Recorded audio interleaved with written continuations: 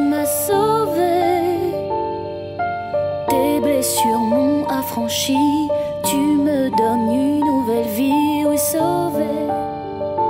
Tu m'as sauvé. Tes blessures m'ont affranchi. Tu me donnes une nouvelle vie, oui, sauvé. Tu m'as sauvé. Shalom, shalom, shalom, bien-aimés dans le Seigneur. Que Dieu vous bénisse. Nous sommes aujourd'hui mercredi et comme tous les mercredis, d'ailleurs nous en avons désormais l'habitude, nous nous retrouvons autour de la parole de Dieu pour sonder les pensées de Dieu. Et depuis quelques semaines, j'allais même dire depuis quelques mois, nous nous intéressons aux prophéties adressées aux 7 églises d'Asie. Prophéties qui nous concernent puisqu'il s'agit de l'histoire, l'histoire telle que Dieu l'a prévue, l'histoire de l'Église de Jésus-Christ, de sa fondation à son enlèvement. Je voudrais bénir Dieu pour votre fidélité. Je voudrais bénir Dieu pour votre assiduité. Je voudrais surtout bénir le Seigneur pour votre amour et attachement à la parole de Dieu. Par ces temps qui courent, je pense que cela mérite d'être relevé, cela mérite d'être souligné, parce que de plus en plus, on manifeste plus de frénésie, de promptitude et de spontanéité à aller vers ce qui est spectaculaire et à délaisser, n'est-ce pas, l'étude de la parole de Dieu. Les rassemblements qui ont pour objet l'étude ou le sondage de la parole de Dieu attirent de moins en moins de foule. Et c'est pour cette raison que je me réjouis parce que vous êtes nombreux à suivre et que ce soit ici en France qu'ailleurs en ligne, vous êtes nombreux. Je profite de l'occasion pour saluer tous ceux et celles qui nous rejoignent, n'est-ce pas, autour de cette plateforme de sondage des Écritures, autour de ces rencontres d'études approfondies de la parole de Dieu. Je voudrais, avant d'aller plus loin, solliciter votre attention pour que nous puissions prier ensemble et nous recommander à la grâce de Dieu. Donc, nous allons prier, prions ensemble notre Dieu. Seigneur, nous voulons te bénir, toi qui nous fais grâce d'être en vie, toi qui nous fais grâce de t'appartenir, toi qui nous fais grâce d'être exposé, Seigneur, aux vérités de ta parole ou à la vérité de ta parole. Vérité transformationnelle, vérité qui édifie, qui bénit, qui restaure. Ce soir encore, nous voici autour de toi, ô Dieu. Je te prie de prendre le contrôle de ce moment. Je te prie de t'investir en nous, d'investir ta vérité en nous. Je te prie, Seigneur, de nous bâtir avec ta parole ce soir encore, de nous ouvrir les yeux, de faire tomber les écailles de nos yeux au nom de Jésus-Christ de Nazareth. Merci de bénir tous ceux et celles qui, d'où qu'ils soient, nous suivent en ce moment, que ce soit depuis les pays d'Europe, la France, compris, et de tous les autres pays du monde. Seigneur, bénis chacun et chacune au nom de Jésus-Christ. Amen. Bien, que Dieu vous bénisse. Dans le cadre de l'examen ou de l'analyse concernant le parallèle entre l'histoire d'Israël et l'histoire de l'Église de Jésus-Christ, nous sommes arrivés le mercredi passé à l'église de Thyatire et à la portion de l'histoire du peuple d'Israël, n'est-ce pas, correspondant à l'histoire de l'église représentée par Thyatire. Donc la période de l'histoire de l'église représentée par l'église de Thyatire. Nous poursuivons notre aventure dans la parole de Dieu et dans l'étude comparative, de l'histoire des deux peuples de Dieu. Donc l'histoire du peuple d'Israël et l'histoire de l'Église de Jésus-Christ. La portion de l'histoire correspondant à l'Église, à la période représentée par l'Église de Thyatire, c'est cette portion de l'histoire qui parle de l'administration des juges et des rois. Et nous avons vu qu'à cette époque de l'histoire du peuple d'Israël, il y a eu beaucoup de déviations. Nous nous sommes attardés sur le cas de Jézabel, dont mention même a été faite dans la lettre adressée à l'église de Thyatire. Une similitude absolument frappante, puisque un des personnages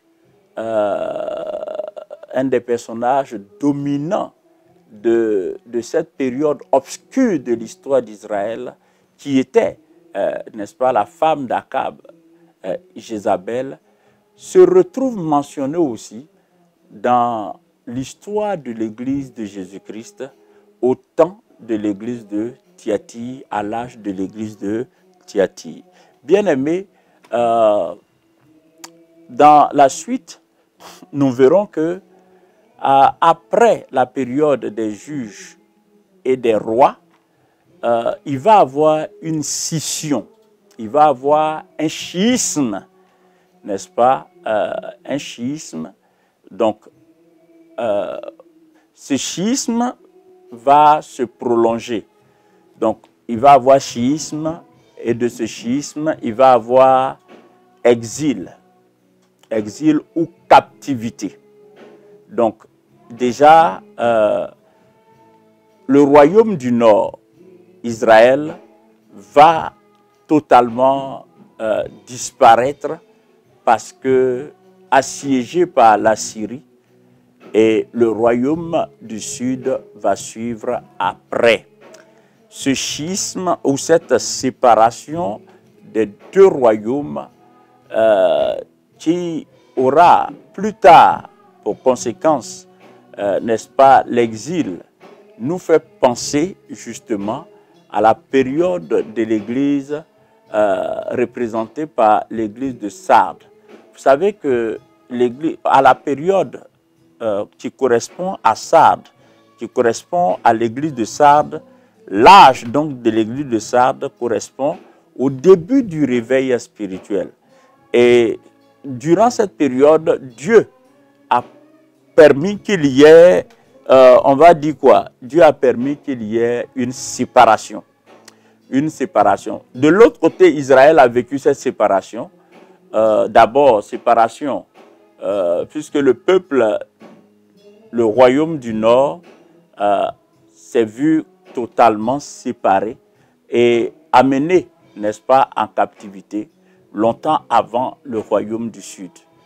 Donc là aussi, nous voyons que au sein du peuple de Dieu, donc de l'Église, il va y avoir une profonde séparation. D'un côté, il y aura l'Église catholique romaine et de l'autre, l'Église, donc le mouvement protestant, avec comme point de départ Martin, Luther et bien d'autres. C'est des choses que nous connaissons. Donc, avec Sadr, donc, on assiste à la même similitude. Donc, séparation, séparation. Sadr, dans l'histoire de l'Église, correspond au temps de la Réforme. La Réforme qui avait commencé timidement avec Martin Luther. Avec Martin Luther. À la suite de Sadr, donc on va faire un peu vite aujourd'hui, à la suite de Sadr, nous avons l'église de Philadelphie, pour ce qui concerne l'histoire de l'église et pour ce qui concerne l'histoire du peuple d'Israël, nous avons le retour, n'est-ce pas, des captifs de l'exil. Nous avons la fin de la captivité et la manifestation d'un puissant réveil spirituel. Donc, ça c'est une étape importante dans l'histoire du peuple d'Israël. En effet, en Esdras, chapitre 1, donc Esdras chapitre 1, il est dit, la première année donc, de Cyrus, roi de Perse, afin que la parole de l'Éternel prononcée par Jérémie fût accomplie, l'Éternel excita l'esprit de Cyrus, roi de Perse, qui fut publié dans tout son royaume et même par lettre en disant, ainsi a dit Cyrus, roi de Perse. Ici, c'est la version David Martin. Donc, si vous voyez des décalages, vous constatez un décalage ou des termes qui ne se retrouvent pas dans vos Bibles, comprenez que c'est une autre version. Ainsi a dit Cyrus, roi de Perse, l'Éternel, le Dieu des cieux, m'a donné tous les royaumes de la terre, et lui-même m'a ordonné de lui bâtir une maison à Jérusalem qui est en Judée. Durant la période du siège de Jérusalem, le temple de Dieu avait été complètement renversé. Les murailles ont été rasées, la muraille de Jérusalem a été rasée, tout était en ruine. Jérusalem s'est retrouvée dans la désolation. Cette période de l'histoire de l'Église illustre bien la léthargie spirituelle dans laquelle le peuple d'Israël s'était retrouvé, n'est-ce pas, à un moment donné de son histoire. La léthargie spirituelle avait été causée par le fait que le peuple s'était attaché à des divinités étrangères. Le peuple avait abandonné Dieu. Et donc, Israël, donc le royaume du Nord, constitué de 10 tribus, avait déjà subi le jugement de Dieu. Et ce fut après le tour du royaume du Sud, donc du royaume de Juda, composé de 2 tribus, Juda et Benjamin, de subir également la sanction divine. Après cela, donc, Israël s'est retrouvé, donc, Jérusalem s'est retrouvé dans le désarroi total. Et c'est ainsi que les choses ont été jusqu'à ce que les 70 ans prévus soient accomplis.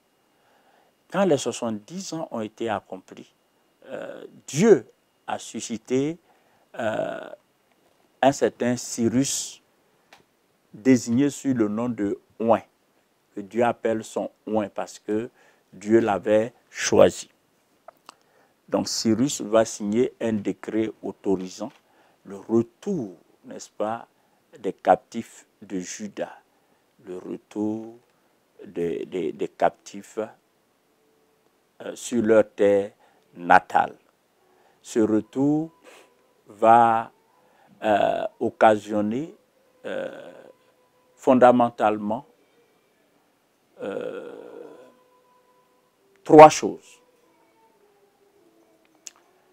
Premièrement, quand le peuple retourne en Israël, donc à Jérusalem, le peuple procède à la reconstruction du temple.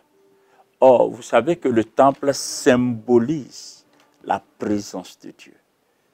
Le temple symbolise Dieu au milieu de son peuple. Donc ça, c'était la première chose. Et puis, il va avoir un réveil spirituel. Un réveil spirituel dont le temple traduisait l'apparence extérieure. Donc, la reconstruction du temple était synonyme de restauration de la vie spirituelle. Mais cela devrait avoir de la substance, cela devrait avoir de la contenance. Et cette substance, cette contenance vont être possibles grâce au ministère d'un certain Esdras. Esdras fut donc en son temps un grand révivaliste. Quelqu'un qui, parti du moins, Dieu avait suscité en son peuple, n'est-ce pas, de nouvelles dispositions de cœur. Quelqu'un qui avait ramené par sa prédication le peuple, n'est-ce pas, à s'attacher à nouveau à Dieu. Ça, c'est en ce qui concerne l'histoire d'Israël après leur retour de la captivité. Donc, premièrement, ce sont des choses que vous savez. Premièrement, il y a eu reconstruction du temple sous Zorobabel, Josué le sacrificateur, Zorobabel le gouverneur, et puis sous le ministère prophétique du prophète Agé et du prophète Zacharie. Et puis avec, n'est-ce pas, des instruments comme Esdras, Néhémie, que Dieu va puissamment utiliser. Avec Zorobabel, Josué, Zacharie et Agé, le temple va être reconstruit. Avec Esdras, le peuple va ressusciter spirituellement. De nouvelles dispositions de cœur vont prendre place, n'est-ce pas, au sein du peuple. Et la Pâque va être à nouveau célébrée. Les fêtes de l'Éternel vont être mises au goût du jour. Et on va voir la vie spirituelle du peuple reprendre de plus belle. Non seulement cela, mais on va aussi assister à la reconstruction de la muraille de Jérusalem. Et l'instrument qui a été utilisé à cette fin était Néhémie. Donc là, nous voyons le peuple d'Israël en plein réveil spirituel. Cette portion de l'histoire du peuple d'Israël correspond exactement à l'âge de l'Église, donc à l'âge de Philadelphie. L'âge de Philadelphie représente, n'est-ce pas, l'histoire de l'Église au temps, donc l'histoire de l'Église au temps des grands réveils missionnaires.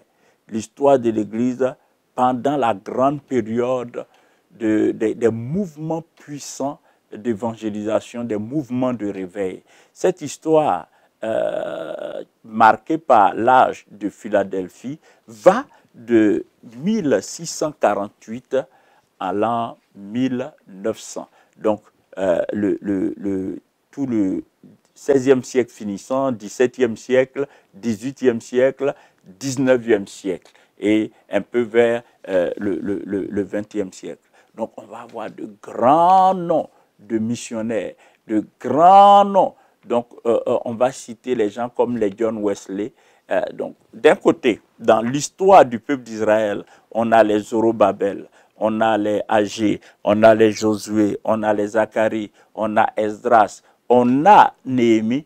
Et de l'autre côté, donc d'un côté, on a cela, et de l'autre côté, dans l'histoire du peuple, dans l'histoire du peuple de Dieu, de l'Église de Jésus-Christ, on a des noms comme les Wesley, on a des noms comme George Whitefield, on a des noms comme les William Booth, on a des noms comme Moody et bien d'autres noms. Donc Charles Finney et bien d'autres noms, des personnes que Dieu va utiliser pour gagner le monde d'alors, pour bouleverser le monde d'alors. C'était une grande restauration spirituelle après plus de 1000 ans passés dans l'obscurité sous l'influence du catholicisme romain,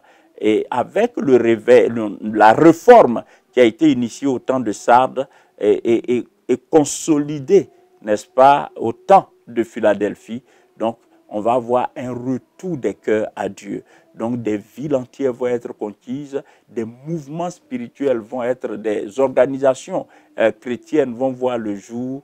Et c'est à cette époque que la plupart des organisations chrétiennes dont nous bénéficions des fruits ont pu être créées. Donc, la société biblique et bien d'autres sociétés, les grands mouvements, les grandes organisations d'évangélisation et de croisade. C'est ainsi que des missionnaires vont être envoyés en Inde, en Chine et également en Afrique et partout dans le monde. Partout dans le monde, parce que le flambeau de l'évangile était à nouveau allumé et elle brillait de 1000 feux à cette époque, représentée par l'église de Philadelphie. L'église de Philadelphie donc représente l'avant-dernière étape de l'histoire de l'église de Jésus-Christ sur la terre, de la même façon que le retour de la captivité, n'est-ce pas, et la reconstruction du temple de Jérusalem, la reconstruction de la muraille et le ministère d'Esdras, de Néhémie, représentait l'avant-dernière phase de l'histoire du peuple de Dieu, de l'histoire d'Israël avant le retour de Jésus-Christ. Ça, c'était l'avant-dernière phase. Et après cette étape, nous abordons une autre étape de l'histoire de l'Église comparée à l'histoire d'Israël. Donc l'histoire d'Israël comparée à l'histoire de l'Église. Là, il s'agit de quoi? Nous sommes maintenant, la captivité a pris fin. Israël est revenu de la captivité. De façon générale, il y a eu restauration spirituelle et puis le temple a été rebâti. La muraille a été reconstruite. Il y a eu un réveil spirituel. La sacrificature a été restaurée. Les fêtes de l'Éternel restaurées. Le sabbat rétabli. Donc la vie spirituelle a repris. La vie spirituelle a repris.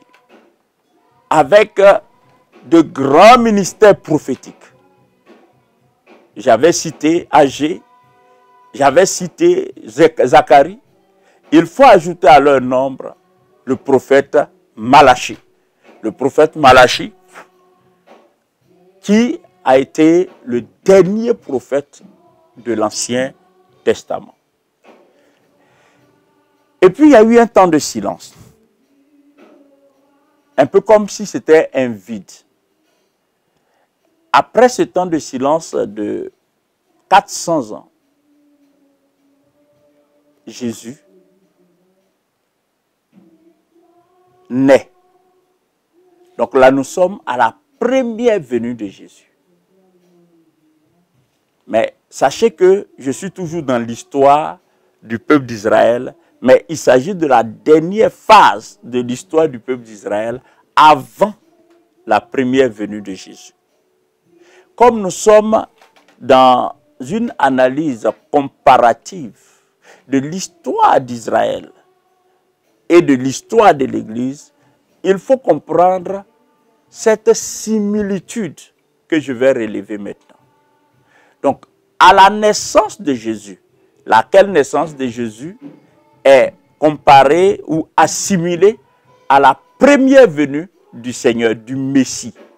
À la première venue du Messie. Au moment où Jésus naissait et au moment où il commençait son ministère, donc lors de sa première venue, Israël était à nouveau dans un sommeil spirituel grave. La religion, les rituels, les cérémonies avaient remplacé la vraie piété. Les gens avaient gardé juste l'apparence de la piété, mais ils n'avaient pas la substance même de la piété. C'est ainsi que on va voir des hommes comme des pharisiens, les sadducéens, qui étaient majoritairement considérés comme les grands hommes spirituels de l'époque. Mais ce sont eux qui vont combattre Jésus pour la simple raison qu'ils faisaient semblant d'être pieux, mais leur piété n'était qu'une piété extérieure. Leur piété n'était qu'une piété nominale, une piété de nom. Mais en réalité, la crainte de Dieu n'était pas en eux. Donc Jésus, lors de sa première venue, va venir trouver un peuple, le peuple d'Israël, complètement plongé dans le formalisme, complètement plongé dans la religiosité, complètement loin de Dieu. Les gens étaient totalement éloignés de Dieu. Vous vous souvenez donc que tout au long de ces 3 ans de ministère, Jésus va se retrouver constamment et en permanence en conflit avec les pharisiens, en conflit avec les sadducéens, en conflit avec le Sanhédrin, en conflit avec les sacrificateurs. Parce que tout ce que Jésus enseignait, tout ce que Jésus disait et tout ce que Jésus faisait était un défi pour eux. Ils ne comprenaient pas. Ils étaient tellement loin de Dieu. Tellement loin de Dieu. Mes amis, Jésus même a eu à dire, si nous prenons par exemple donc l'évangile de Jean au chapitre 8, Jésus leur dit ceci: j'ai beaucoup de choses à dire de vous et à condamner en vous. Donc Jean chapitre 8, verset 26. J'ai beaucoup de choses à dire de vous et à condamner en vous. Mais selon qu'il m'a envoyé, celui qui m'a envoyé est véritable. Et les choses que j'ai ouïes de lui, je les dis au monde. Il ne connut point qu'il leur parlait du Père. Jésus leur dit, quand vous aurez élevé le Fils de l'homme, donc ce que je veux montrer, c'est quoi? C'est qu'à tout moment, les propos du Seigneur Jésus vis-à-vis des Juifs sonnaient comme une condamnation. Comme une condamnation. Et plus loin, vous voyez, Jésus était amené à leur dire ceci. Et Jésus, verset 31, et Jésus disait aux Juifs qui avaient cru en lui, si vous persistez dans ma parole, vous serez vraiment mes disciples. Vous connaîtrez la vérité et la vérité vous rendra libre. Ça veut dire quoi? Ça veut dire que tous ceux qui ne croyaient pas en lui étaient loin de la vérité. Vous vous souvenez, vous, que Nicodème était allé voir Jésus. Nicodème, c'était qui? C'était un docteur de la loi. Lors de la première venue du Seigneur Jésus-Christ, Nicodème, docteur de la loi, était totalement ignorant des vérités que Jésus enseignait. De sorte que, quand Jésus avait dit à Nicodème, celui qui veut voir le royaume, qu'il naisse de nouveau, Nicodème lui a dit quoi? À mon âge, est-ce que je peux encore entrer dans le ventre de ma mère pour revenir encore au monde, renaître de nouveau? Vous voyez, quand Nicodème raisonne ainsi, nous, aujourd'hui, croyants de la nouvelle alliance, quand nous entendons cela, ça nous paraît ridicule. Mais cela démontre clairement l'état d'esprit, le niveau spirituel dans lequel Israël était, l'obscurantisme spirituel dans lequel Israël était plongé au moment de la première venue du Seigneur Jésus. Jésus leur disait à une autre occasion que, vous voyez, si vous étiez vraiment aveugle, vous n'auriez pas de péché. Mais c'est parce que vous dites que vous voyez que vos péchés sont nombreux, que vos péchés demeurent. Ils ont dit, mais nous sommes fils d'Abraham. Nous n'avons jamais été esclaves de quoi que ce soit. C'est ce que les Juifs ont répliqué plus tard. Quand Jésus leur a dit, si vous demeurez dans ma parole, vous serez vraiment libres. Et ils ont dit, mais on n'a jamais été esclaves. Je voudrais vous lire ça pour que vous compreniez. Donc, le verset 36 de Jean 9, il est dit, si donc le Fils vous a franchi, vous serez réellement libres. Je sais que vous êtes la postérité d'Abraham, mais pourtant, vous tâchez de me faire mourir parce que ma parole n'est pas reçue dans vos cœurs. Et je vous dis ce que j'ai vu mon Père, j'ai vu chez mon Père. Et vous aussi, vous faites les choses que vous avez vues chez votre Père. Il répondit et lui dit, notre Père c'est Abraham. Jésus leur dit, si vous étiez enfant d'Abraham, vous feriez les œuvres d'Abraham. Mais maintenant, vous tâchez de me faire mourir, moi qui suis un homme qui vous ai dit la vérité, laquelle j'ai ouï de Dieu. Abraham n'a point fait cela. Vous faites les actions de votre père. Et il dit, nous ne sommes pas des enfants bâtards. Nous avons un Père qui est Dieu.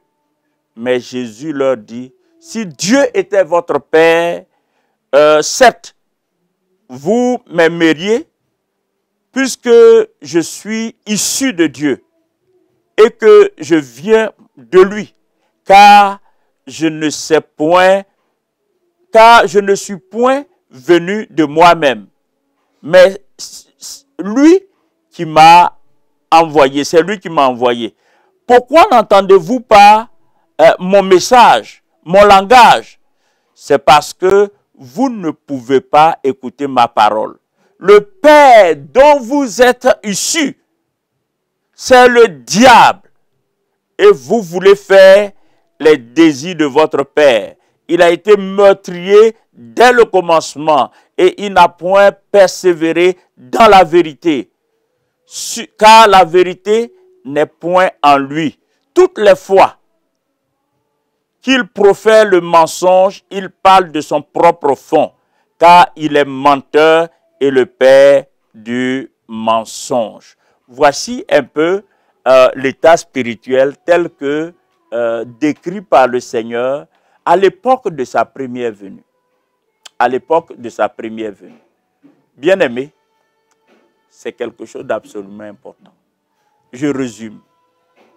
Lors de la première venue du Seigneur Jésus, Israël était dans la religion, Israël était dans les apparences, dans les rituels, mais la vie de Dieu n'était pas manifeste. La réalité de Dieu n'était pas manifeste. Le parallèle entre l'histoire d'Israël et l'histoire de l'Église nous amène à l'Église de Laodicée. L'église de Laodicée, c'est l'église qui sera là au moment de la deuxième venue du Seigneur. Donc, lors de la première venue du Seigneur, Israël était dans la religion, dans le formalisme, dans le cérémoniel, dans le rituel, sans vie, avant que le Seigneur ne revienne pour sa deuxième venue. L'état de l'Église aujourd'hui, c'est l'Église de Laodicée. C'est l'Église de Laodicée. L'Église de Laodicée, c'est la dernière phase de l'histoire de l'Église. Ça, ce sont des choses que j'ai eu déjà à enseigner. Mais dans le cadre de cette étude ou analyse comparative, il fallait que je souligne ça à nouveau. Quel est l'état spirituel de l'Église que Jésus, au moment du retour du Seigneur Jésus-Christ, donc de sa deuxième venue? C'est vrai que l'Église sera enlevée avant la période de la grande tribulation, donc avant le retour glorieux du Seigneur Jésus. Mais c'est quel genre d'église, quel genre de spiritualité le Seigneur trouvera-t-il sur la terre? Et Jésus a dit, est-ce que quand le Fils de l'homme reviendra, il trouvera la foi sur la terre? Cette question aurait pu être posée, n'est-ce pas, dans la dernière phase de l'histoire du peuple d'Israël, parce qu'Israël était loin de Dieu, parce qu'Israël ne croyait plus en Dieu, parce qu'Israël s'était attaché aux apparences, aux choses extérieures, aux cérémonies, aux rituels, sans avoir la vraie substance de la piété. L'apôtre Paul a écrit dans son épître à Timothée, il a écrit que dans les derniers jours, les hommes, n'est-ce pas, auront l'apparence de la piété, mais ils renieraient ce qui en fait la force. Ils auront l'apparence de la piété. Et c'est exactement le portrait de l'église de Laodicée, de l'église du XXIe siècle, une église mondaine, une église œcuménique, une église confuse, une église qui n'a pas d'identité claire parce que absorbée par le monde. Voici donc le parallèle entre l'histoire de l'Église et l'histoire d'Israël. Donc nous voyons en différents points les similitudes.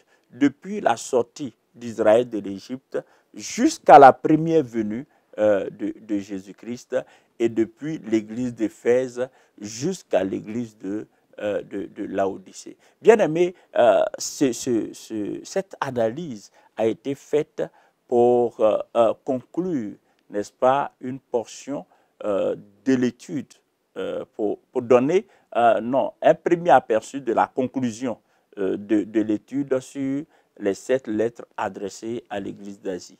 Donc, je pense qu'avec la grâce de Dieu, lors de la reprise, donc au retour des vacances, nous aurons 2 autres conclusions qui vont consister en l'examen de 2 autres parallèles. Le parallèle entre l'histoire, entre les 7 fêtes de l'Éternel et l'histoire de l'Église, et le parallèle entre les 7 paraboles du royaume, à commencer par la parabole du semeur en Matthieu chapitre 13 et l'histoire de l'Église de Jésus-Christ. Donc, voici 2 autres sujets qui sont devant nous et que nous aurons à aborder au retour des vacances. Je voudrais maintenant même bénir le Seigneur pour ce parcours. Je veux croire que nous en avons été instruits, nous en avons été enrichis. Et si je peux vous faire une recommandation, prenez le temps de réécouter certains des messages. C'est vrai que ce sont des enseignements qui ont un fort accent historique et tout le monde n'est pas forcément, j'allais dire, tout le monde n'est pas forcément friand de l'histoire. Mais l'histoire, c'est important. Et nous sommes appelés à comprendre ces choses pour mieux apprécier les temps dans lesquels nous sommes. Nous sommes appelés à enseigner d'autres, à encourager d'autres, à fortifier d'autres personnes autour de nous. Et donc, ce sont des choses que nous devrons comprendre. Et puis même pour nous-mêmes, plus nous comprenons ces choses, plus ça aide à fortifier notre foi. Donc, je vous recommande de revoir certains certaines des vidéos, certains des messages que nous avons eu à mettre en ligne, et puis continuer. Il y a d'autres messages, mais on va observer un break. Il y aura d'autres messages avant le retour des vacances. Et puis, quand nous reviendrons des vacances, nous continuerons avec la conclusion. Et la conclusion, ça va nous prendre 2 mercredis ou au maximum 3 mercredis. Et après quoi, nous aborderons un autre sujet absolument important. Regardez bien, observez bien, analysez bien. Nous voyons que tout ce que nous étions en train de dire et nous sommes en train de dire concernant le retour de Christ se précise davantage. Jésus-Christ est à la porte.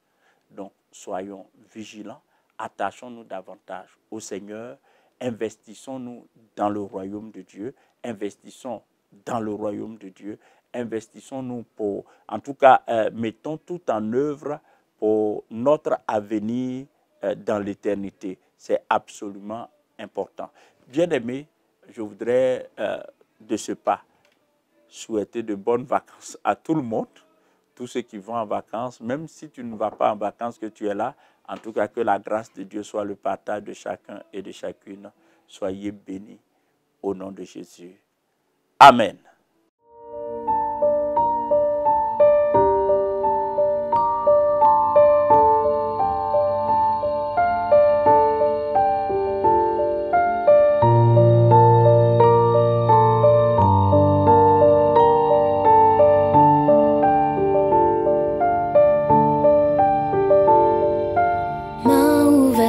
Cœur brisé, ton sang versé m'a lavé, oui sauvé, tu m'as sauvé.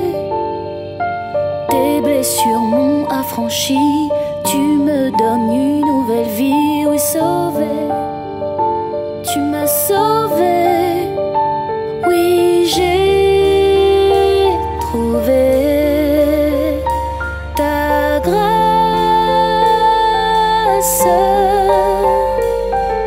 J'ai trouvé ta grâce. Sauveur puissant, maître des temps, je célèbre ta grâce. Majestueux Seigneur des cieux, je te donne tout. Tes joies sont dans mon âme, tes bienfaits chaque jour t'acclament, oui sauvé, tu m'as sauvé. Ta grande paix chante à ma vie, les louanges d'un Dieu béni, oui sauvé, tu m'as sauvé. Oui, j'ai trouvé ta grâce.